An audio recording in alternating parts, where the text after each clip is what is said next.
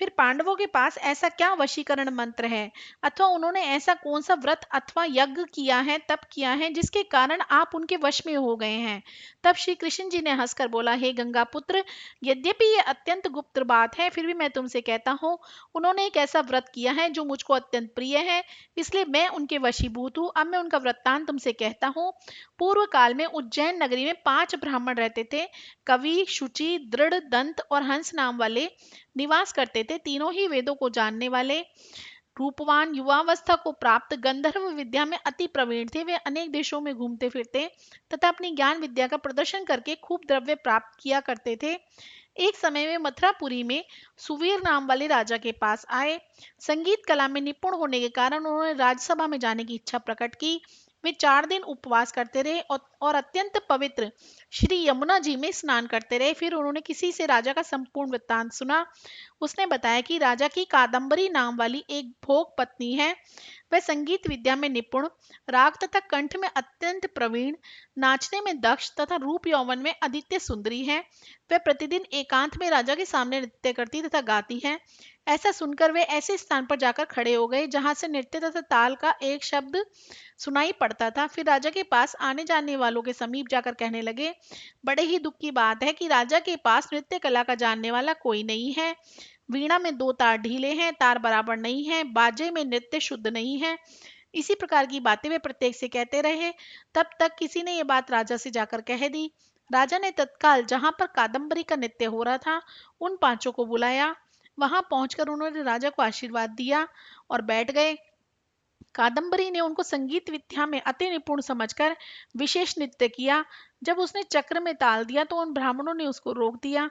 उसने चक्र छोड़कर यथा योग्य ताल दिया, मगर चक्र खंडित नहीं किया। इस पर कादम्बरी का रूप और गुण देखकर वह 5 उस पर मोहित हो गए। कादम्बरी भी 5 को देखकर उन पर मोहित हो गई। उसने रात्रि को चोरी छिपे ब्राह्मणों के पास अपनी एक सखी के हाथ ये संदेश भेजा कि तुम 5 में से एक एक प्रतिदिन नगरी से दूर उत्तरी कोण में यमुना तट के समीप जन शून्य लताओं से ढका हुआ अनंत नामक तीर्थ है, वहां पर मेरे पास आकर अपनी अपनी विद्या तथा गुण का प्रदर्शन करे। मैं भी वीणा तथा राग की अपनी कुशलता दिखाऊंगी। भगवान कहते हैं, हे भीष्म जी, एक ब्रह्मचारी जो मेरा भक्त था, दुष्ट संगति के भय से गांव से अति दूर वहां रहता था। उन दिनों में भीष्म पंचक व्रत करता हुआ देवालय में मेरा पूजन करता था। कार्तिक शुक्ला एकादशी के दिन उन संगीतज्ञ ब्राह्मणों में से कवि नाम वाला ब्राह्मण वहां पर आया। कादम्बरी भी मुनि के स्थान पर पहुंच गई। वहां मुनि ने जिस प्रकार पूजा की, उस कवि नामक ब्राह्मण ने भी उस प्रकार भगवान का पूजन किया। उसके बाद वीणा लेकर गान करने लगा। उस मुनि ने क्योंकि अपना मन जीता हुआ था, इस कारण उस गान सुनकर भी क्रोध नहीं आया। सारी रात कादम्बरी और कवि गायन में नृत्य करते रहे। मुनि को गोबर का आचमन करते देख कवि ने भी वैसा ही किया।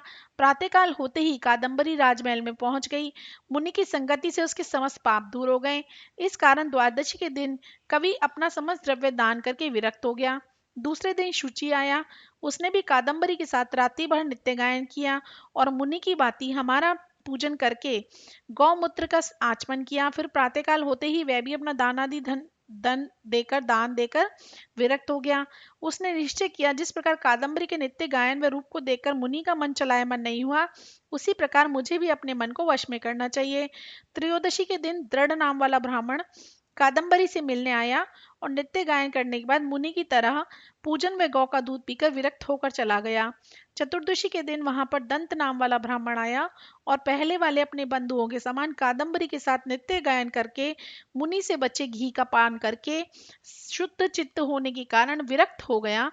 अंत में सबसे पूर्णमासी को हंस नामक ब्राह्मण ने आकर मुनि को देख उनको नमस्कार किया और यमुना में स्नान कर आंवले के वृक्ष के नीचे बैठकर श्राद्ध कर्म किया। भगवान कहते हैं, हे भीष्म जी, कार्तिक के महीने में हमारा पूजन तथा दान पुण्य करने से करोड़ों यज्ञों का फल प्राप्त होता है। अतएव हंस नामक वह ब्राह्मण सत्संग, पूजन तथा मुनि के बचे हुए दही का पान करके विरक्त हो गया और अपना सब धन दान करके तीर्थ यात्रा को चला गया। उधर राजा ने मंदिर में कादम्बरी के जाने का समाचार सुनकर उसे महल में बंद कर दिया, जिससे वह मंदिर न जा सकी। कार्तिक मास में हमारे सामने नित्य गान करने के कारण वही कादम्बरी द्रौपदी हुई तथा हंस नाम वाला वह ब्राह्मण आंवले के वृक्ष के नीचे श्राद्ध आदि करने से युधिष्ठिर हुआ। एकादशी के जागरण के कारण कवि अर्जुन, शुचि सहदेव, दंत नकुल तथा दृढ़ नाम वाला पराक्रमी भीम हुआ। हे भीष्म जी, वस्तुतः इस व्रत के प्रभाव से ही मैं पांडवों के वशीभूत हूँ। अब तुम्हारे द्वारा ये पंचक व्रत किए जाने से यह तुम्हारे नाम से ही विख्यात होगा, अर्थात भीष्म पंचक व्रत कहलाएगा। इस व्रत के अंत में ब्राह्मणों को भोजन कराकर यथाशक्ति दान दक्षिणा देनी चाहिए। इस प्रकार कार्तिक महात्म्य का 30वां अध्याय समाप्त हुआ।